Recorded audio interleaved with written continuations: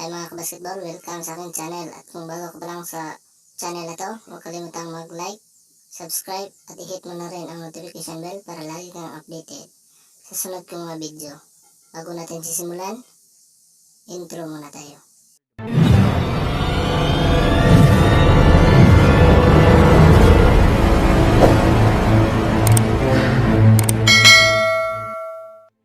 The most elite basketball league in the world.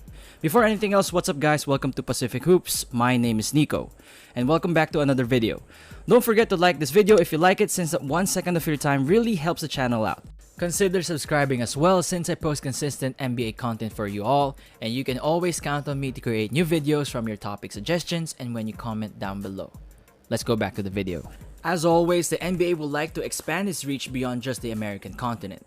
To this end, the NBA has focused its efforts on improving the viability of the NBA G League as a way to circumvent the league's one-and-done rule. Prominent American high school standout Jalen Green has opted into the program and is set to make around at least $1 million by the time he gets to sign his endorsement deals. It would be interesting to note, however, that there's a slight difference in recruiting local American high school players compared to bringing in international prospects. American high schoolers who aspire to play in the NBA are almost always brought into the NCAA system because that would be the more traditional route, and more often than not, these kids would go to universities like Duke and Kentucky since they have a rich basketball tradition and their training facilities are top-notch. However, international prospects don't have the same luxury. They have it harder for them since schools would take a much more calculated risk with the local players than they have scouted since their early high school years. This is why international aspirants for the NBA tend to go to overseas leagues in search of preparing their skills for the beast that is the NBA. Therein lies the problem though.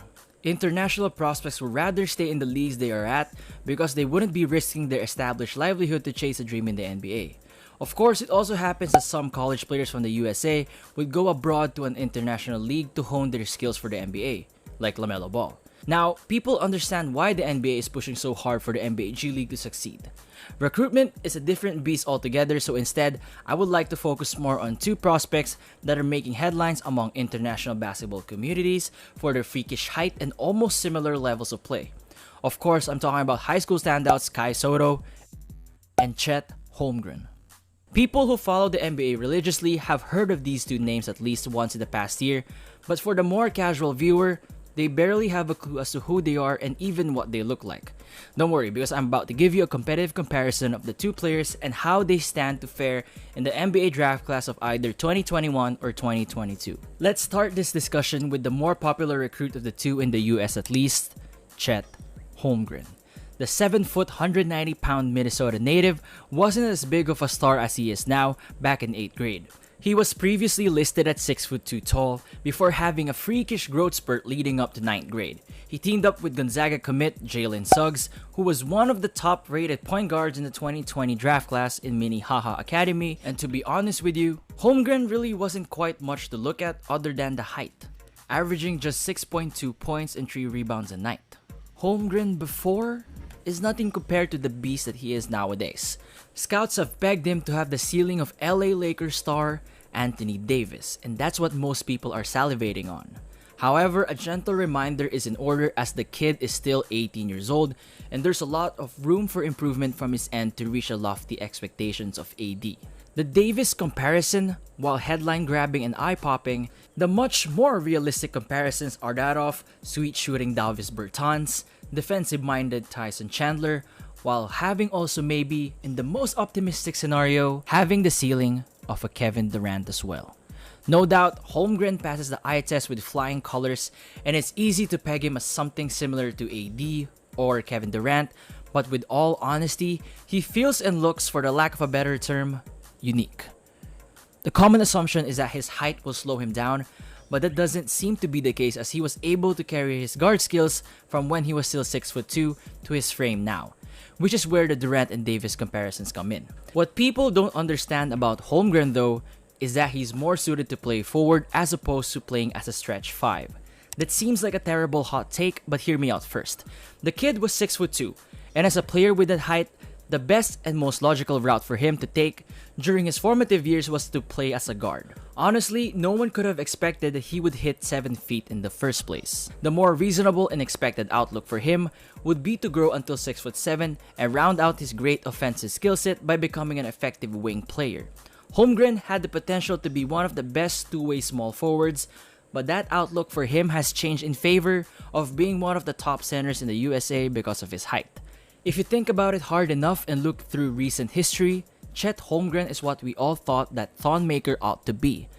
That one day, he's going to be the MVP of the NBA. What? A fluid and athletic player who can utilize his height on both ends of the court. However, the biggest knock against him is his skinny frame.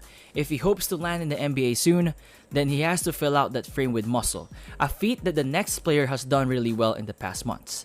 Let's now talk about Kai Sotto. Seen as CHET Holmgren's biggest competition in their draft class, Sotto has carved his niche in the local Philippine basketball scene. Standing at a more astounding 7'2", he was one of the country's top high school players. He decided to join the Ateneo de Manila Blue Eaglets in 2016, and from then on, his name recognition grew.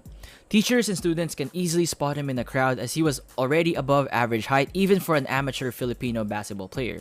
In a basketball-crazed country that longs to develop a local player with the height that he has, Sotto grabbed the spotlight immediately, barely needing to jump when dunking the ball, swatting the ball on his tiptoes, and shooting it well from deep. This kid is one of a kind prospect for any program that is lucky enough to be chosen by him. His physical attributes mixed with his basketball IQ makes him one of the Philippines' best players by a mile. 2 years after joining the Blue Eaglets, he rewarded the school with a title in 2018 while winning finals MVP honors for putting up an otherworldly stat line of 17 points, 13 rebounds, and 6.3 blocks over 3 games. He went on to do even better in the following year by winning the UAAP Juniors MVP award after having averages of 25.1 points, 13.9 rebounds, and 2.6 blocks per game. With Sotto proving himself in the junior level, Philippine universities were trying to recruit him to their programs with promises of him being the focal point of the offense and the star of the show. But little did they know, there were rumblings of Kai Sotto choosing to follow a dream abroad. Even the European leagues and US NCAA teams sent out offers to the 7'2" big man. However, later reports would come out that he was positioning himself to chase the NBA dream. Carrying the hope of an island nation whose love for basketball far exceeds their height, Kai went to the West. In late 2019, Sotto announced that he would be joining the Skill Factory, a program based in Atlanta, Georgia, where players are trained to be prepared for the professional leagues. The news sent shockwaves to the Philippine media, and the hype train continued to grow for the big man. He was also invited to participate in the Basketball Without Borders Global Camp during this year's NBA All-Star Weekend in Chicago. The biggest news regarding Kai's decision to follow the dream would occur in the middle of May as he announced, well, more like Shams did, that he would be joining the NBA's G League's Professional Pathway program, the very first international recruit to do so. This means that the pressure is on for both Kai Sotto and the NBA G League to make the most out of this opportunity and prove that the G League is a viable pathway to the NBA. He has the skill set to put the rest of the G League on notice. Here's what Kai's got going for him. He plays like a traditional big man, but his most attractive skill is that he can zip the ball around the court. Now, I've seen the comparisons to Kristaps Porzingis, but I really don't think that's a fair comparison for Kai. The best possible NBA comparison for Sotto is Denver Nuggets star big man Nikola Jokic. Before you start getting mad at me in the comments, check this out first. Sotto has the makings of being one of the league's most elite passing big men, and that would work out great for him. Because of his height and inside presence on the offensive end of the court, it would be fair to assume that the defense would game plan for him and deny him the ball. However, should he find himself in trouble, his court vision is insanely good for a big man of his age, and that's what most teams find intriguing about him. On the defensive end, scouts should be thankful that Sotto has finally put on at least a healthy 20 pounds of muscle, which helped to round out his lanky frame from when he was still in his home country. That weight should help him on both ends, but it would be more evident in his defensive skills as it would greatly benefit his ability to defend inside the paint compared to the much better built NBA players. However, if we're gonna point out his weaknesses, scouts also point out that he needs to work on his speed and agility so that he can fully match up with the NBA's more skilled forwards and centers.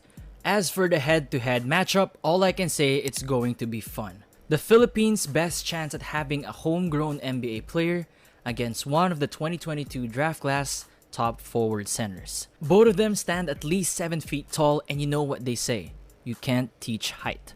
What I can see it coming down to is which of the two young players will be able to round out a much more holistic skill set. Between the two of them, I would give Soto the advantage on the defensive end as his added muscle and basketball IQ puts him above Holmgren, but Chet on the other hand has the big edge on the offensive end, and his outside shooting has put him ahead of his competition.